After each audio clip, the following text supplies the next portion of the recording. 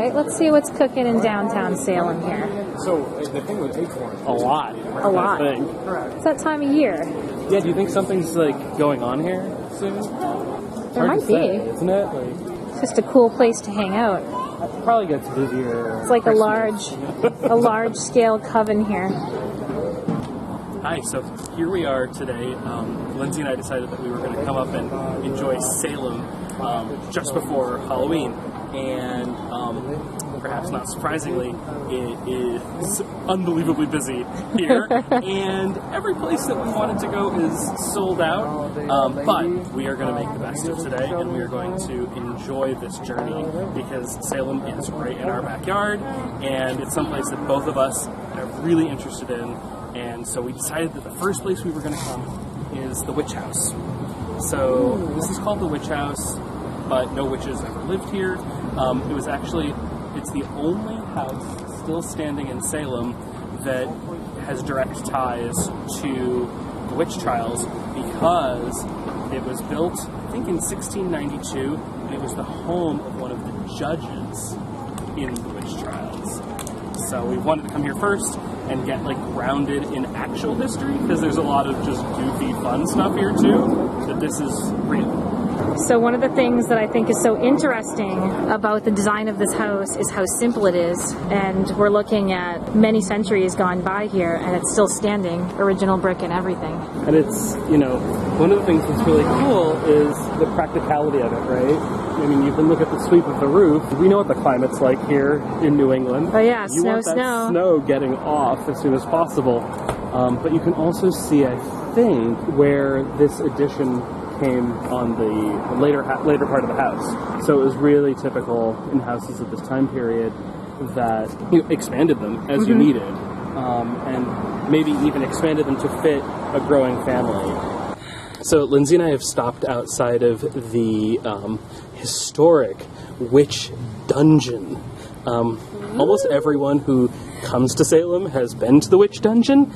We have a very atmospheric space that we have found to talk, and I'm going to ask Lindsay to tell me a little bit about when she remembers coming to Salem as a kid. Like, what was it? Do you remember coming? Like, you were. I do remember. How old were you the last time you were here? I was 17 the last time I came here. Okay. And it's been a couple of decades. Did you do the witch stuff when you were here then? I did some of the witch stuff, and some of it was fabulous, and some of it was absolutely lame. So, because it's such a busy day, we might do lame. Just to experience it. Yeah, so what do you think? Should we do it? I think we should give it a go. All right. Because what is life without being open-minded about everything? So, come on, Lindsay. Okay. All right, Lindsay. Are you ready? I'm totally ready. Okay. We're going to go in. We will let you know if we survive.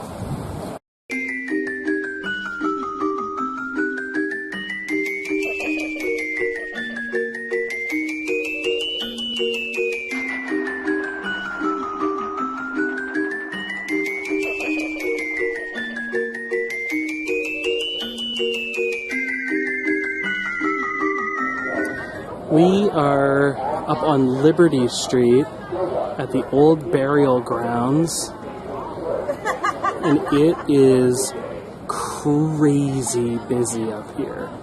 There are so many people doing so many things in so many costumes that it is Halloween demonium here. So this is a relatively new feature in Salem. These are the memorials for all the people who were killed in the witch trials. You can see how far it spreads on. One of the things that Lindsay and I noticed as we've been walking through the memorial is that almost all of the people who were memorialized were hanged within a few days of each other. We know that there are a lot of other horrors throughout history that are similar, but in the end, this is one that has caught the American psyche and has become part of our story, and one that I think we would do pretty well to reflect on a little bit more carefully. We are just about wrapped up in our day in Salem, and Lindsay and I thought it would be a nice idea to sort of talk a little bit about our day and any final thoughts that we have about what we did. So what are you thinking about, Lindsay? I'm thinking about, there are several locations that I would like to read into a little bit after this. And some details that I noticed, actually one in particular that I'm looking at right now, which are the diamond paned windows from the days of yore in many of the brick and wooden structures here in Salem. I want to look into when those started, how they're made, if some of them are original, and if they are, good lord, 300 plus years of not breaking, that's a feat in New England, especially. Being here at the end of October made me want to go boating as well, because my whale watch season is over, and that makes me a little bit sad. Final thoughts, I just have to reverberate what we were thinking about earlier, which is that every time you go on something experiential, you do an adventure, you have to keep an open mind to be able to soak in those moments and not necessarily have a script. And I have had less than zero script today. In fact, I literally did not plan anything at all, and I just came with a little bit of a mindset to hit a couple spots that I'd really enjoy, like the cemetery and the witch house. But other than that, I just went with how I felt and what we felt like, and it ended up being a great day where we got to talk about a lot of things, and I had fun with that. So, my turn for final thoughts. I love the diamond panes too. I'm curious. I know a little bit about them, but not a lot. And I know one of our other teachers, Stefan, would say you have to find out how they're made too, and why that shape. But anyway, I'm going to pause that for a second and say there were a lot of places that we want to come back to. Definitely, we didn't get into the House of Seven Gables. We didn't really get into a whole lot of places, but it ended up not mattering. And I think one of the most wonderful moments of today was when Lindsay and I were watching the street performer, which has nothing to do with Salem, nothing to do with maritime, nothing to do with witches, and nothing to do with spooky or October, which is why we came today.